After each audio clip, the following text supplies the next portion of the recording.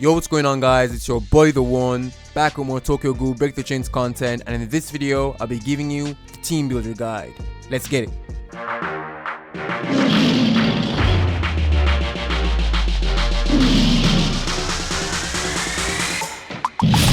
Welcome to the pinnacle of Gacha gaming on YouTube. Alright, so a team is going to consist of 5 units, 4 mainline up units and 1 backup unit.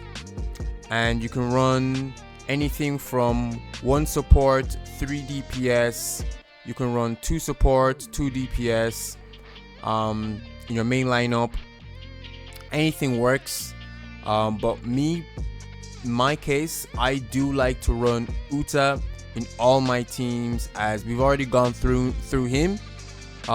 He's a universally he works in any kind of team.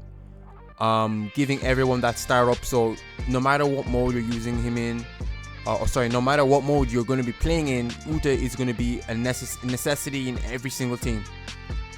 So I have Uta in all my teams, right? So that's where I start off.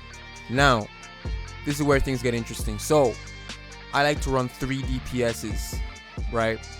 And so I like to run, for instance, Arima. And Arima has an inbuilt-in passive to where every single time you do a single target attack, he's going to do that additional attack every single time. So for instance, in this scenario, you're going to want to pair him with other units that deal single target damage. So you're not going to want to put him with units who do AoE damage, as you're going to be missing out on the additional attack. And when it comes to building teams in this game, you're going to want something called synergy. So Arima has synergy with other single target DPS units, so you're not going to want to use AoE units here, right? So you're going to want to use him with maybe, I don't know, Rize, a Kaneki, any other Jason, any other single target damage dealer is what you're going to want to put in. Right, so bear that in mind when you're building teams. Make sure to look at all your units' passives to make sure that, or to take into account, how can I get the best synergy out of this unit.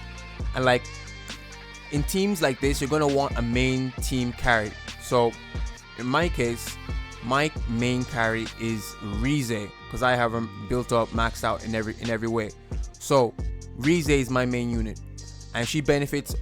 And in her kit, she does a lot of crit, and I'm gonna want to crit more or deal more crit damage. So in her case, I'll pair her with a unit like Kaneki, for instance. And like when I was talking about reading other units and seeing if they have synergy with your units, make sure that they work together. So in this case, Kaneki has a passive where he increases critical damage for speed units, and Rize is a speed unit, and she's going to be critting a lot. So her gaining that increase in crit damage is going to work. So in this scenario, I'm going to want to put Rize here with Kaneki, and obviously Uta is going to be increasing attack, all your basic stats, and obviously starting up your cards. So this already is a really good start. And obviously Kaneki gets the weak can deal weaknesses, can deal weakness. So if I can speak, he can deal weakness. So this is already a pretty nice setup. So in this slot now, you can either run, for instance, and this is just an overall guide. You guys don't have to build this team, but I'm just giving you things to think about when you are building your team. So for instance here, these are all single target damage dealers, right? Obviously Uta is a support. I have Arima here. Arima, like I said, I don't think I've mentioned him yet, sorry, but Arima, he deals single target damage, right? But he has a passive built in where he's going to be doing additional attacks anytime you use a single target, or anytime one of your other units do a single target attack. So this is also going to be really nice and play into his passive. Obviously he's not going to be gaining that critical damage boost, but but it still kind of works because Kaneki and Rize will be doing single target damage, right? So that's just some things to consider. And obviously, even if you don't run a Uta, let's remove Uta. Even if you don't own a Uta, you can still use a healer like Hinami. Obviously, you won't be getting that boost in basic stats from Uta, but you can still get that sustainability with a healer. You won't really use a healer in PvP, but a healer is definitely really useful in exploration, and really only in exploration and in very difficult raids. Besides that, you won't really use a healer in my opinion. I don't. Maybe correct me if I'm wrong in the comments, but I don't really use a healer.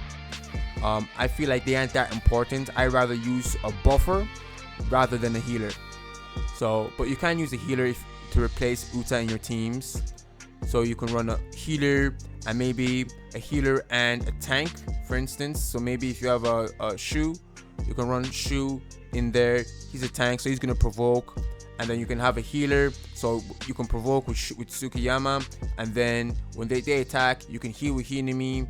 And Hinami is a healer / sub DPS, so she'll be doing a little bit of damage, but she'll be getting off all that heals, and she'll be able to clear. She has a passive where she's able to clear debuffs on your units.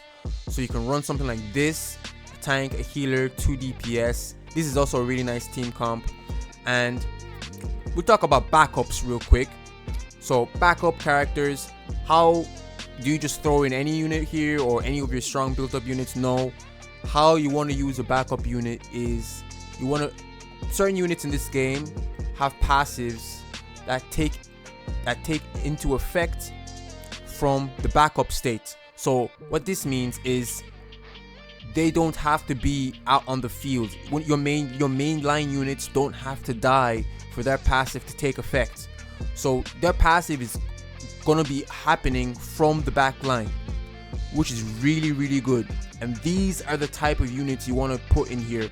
Someone like Yomo, who, this one for instance, he has a passive. He has I think 3 or 4 passives that take into effect from the back line.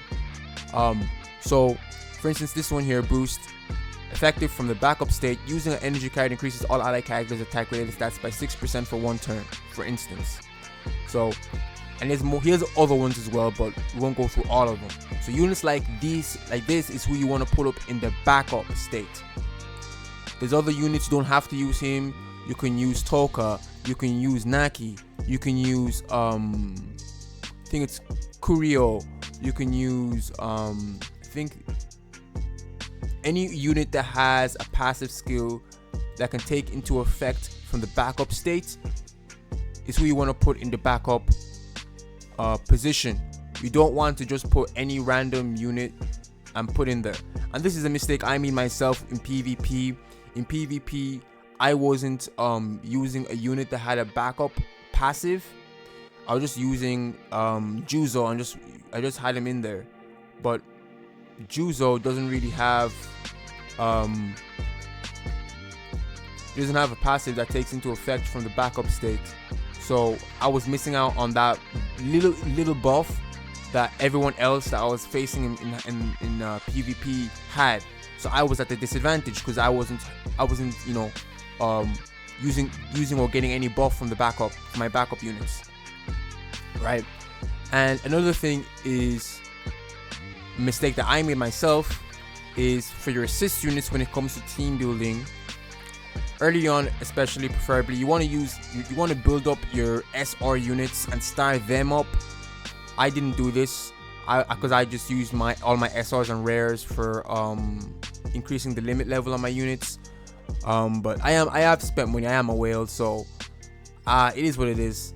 But for free to play guys who aren't spending money or whatever, you want to build up and save all your SR dupes and star up anyone you can, any given chance you can.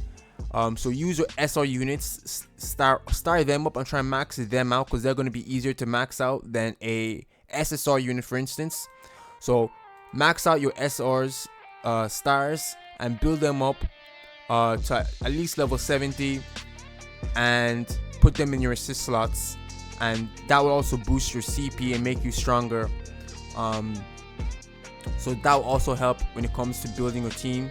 You don't have to use any specifically, like you're not going to gain any specific buffs or anything from your assist units. It's just going to be flat stats.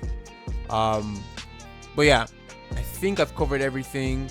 So like I said, in the mainline units, you can use a healer, a tank, 2 DPS, or if you're going to be more offensive, you can use Uta or someone or a damage booster that can increase damage dealt, like I think like who is it? I think it's Ayato. I'm thinking of Ayato. Someone like that. Someone that can enable you to deal more damage, or buff your damage, like a Uta, for instance. So there's tons of different combinations when it comes to team building. But like I said, in conclusion, if you're building a team, things you need to take into account: who is going to be my main carry unit. Once you have your main carry unit in mind, you want to think, okay, do I have a support unit? I need a support unit in my main, at least one support in my main lineup. My main lineup.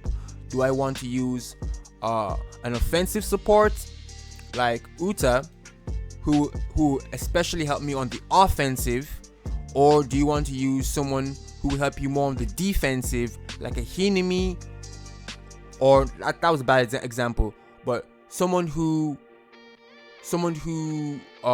like if you're using a Hinami, then you're gonna want to use maybe a Shu. So like there's so many different things that you'll have to take into account when you're building a team.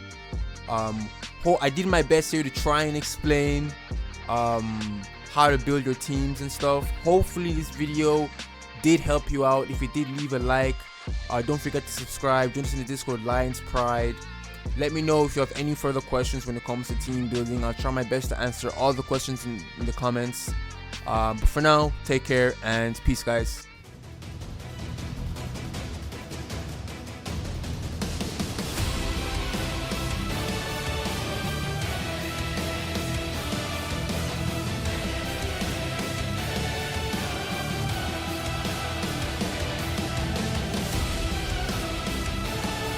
This is Escanor, the Lion Sin of Pride from 7 Deadly Sins. Thank you for watching the pinnacle of Gacha gaming on YouTube, the one